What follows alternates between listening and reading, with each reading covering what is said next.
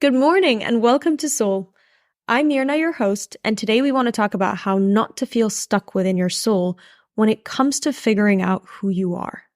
It's a bit of a funny story, but the inspiration to today's theme came from a friend of mine who decided to start a small side hustle or business, and she created an Instagram page for it. Months later, she realized it didn't bring her much joy. And she found something else that she wanted to focus on that was a completely different niche. Her Instagram page for the side biz was updated to reflect the new idea. There was no contract, no negotiation, no lawyers involved. A new name, a new motto, and just a whole new vibe. Nobody cried, and if anything, she ended up finding herself more in that new idea. When it comes to who you are and who you want to be, it's a bit similar in that you can also reinvent yourself like that page to become who you want to be. Now, it's good to note that this doesn't mean not being yourself. What it does mean is improving things and reinventing yourself to become an upgraded version of you. If we go back to the page, it could be that an older business or an older side hustle actually failed. And so the new one is not only reinventing, but it's a whole new idea. Same thing in real life. It could be that you tried something out and you failed at it.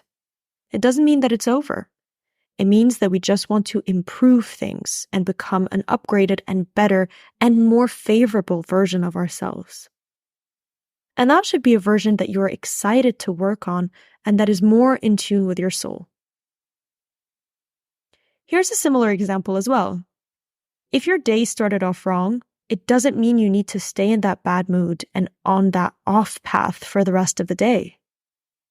You can also reinvent the day and start over by simply retuning your mind and decide to start over.